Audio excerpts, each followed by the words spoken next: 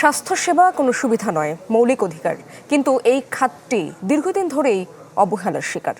প্রধানমন্ত্রীর সহধর্মিণী ডক্টর জুবাইদা রহমান কথা বলেছেন আজ কুর্মিটোলা হাসপাতালে 50 শয্যার আইসিইউ ইউনিট উদ্বোধন অনুষ্ঠানে। তিনি বলেন, মানসম্মত চিকিৎসা পাওয়া মানুষের প্রতিদিনের সংগ্রামে পরিণত হয়েছে।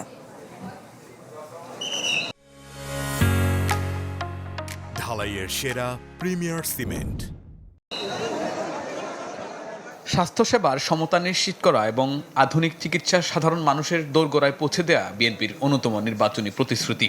এরই অংশ হিসেবে রাজধানীর কুর্মিটোলা জেনারেল হাসপাতালে 50 শয্যার আইসিইউ ইউনিট কার্যক্রম শুরু করা হলো। এ কর্মসূচির উদ্বোধন করেন প্রধানমন্ত্রীর সহধর্মিণী ডাক্তার জুবাইদা রহমান। এ সময় হাসপাতাল ঘুরে রোগীদের খোঁজখবর নেন তিনি। অংশ নেন মতবিনিময় সভায়। বলেন, স্বাস্থ্যসেবা কোনো সুবিধা নয়, এটি জনগণের অধিকার। কিন্তু এই খাতটি দীর্ঘদিন ধরেই অবহেলার শিকার। বাংলাদেশের স্বাস্থ্য খাত দীর্ঘদিনের অবহেলার শিকার।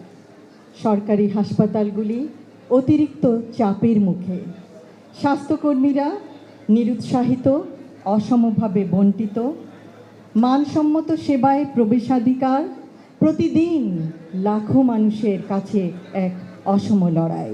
আমাদের লক্ষ্য আর কোনো দিন কড়াইল, ভাসানটেক, সাততলার এলাকার জনগণ চিকিৎসা সেবা থেকে বঞ্চিত না হন। সভায় স্বাস্থ্যমন্ত্রী বলেন, সবার সুস্বাস্থ্য নিশ্চিত করা সরকারের বড় চ্যালেঞ্জ। আর তথ্য ও সম্প্রচার মন্ত্রী বলেন, দেশের সবকিছুতে গুণগত পরিবর্তন আসবে। এখন পর্যন্ত সরকারের প্রতিটি পদক্ষেপে তা প্রমাণ করেছে।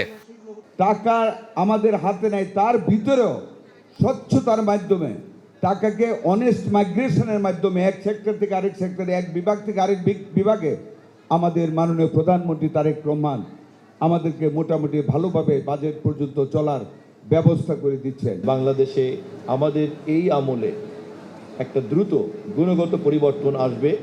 চিকিৎসা ক্ষেত্রে একটা মৌলিক সমতা প্রতিষ্ঠা করা, প্রতিটি নাগরিক যাতে একটা স্ল্যাবের ট্রিটমেন্ট যাতে নিশ্চিত করতে পারে।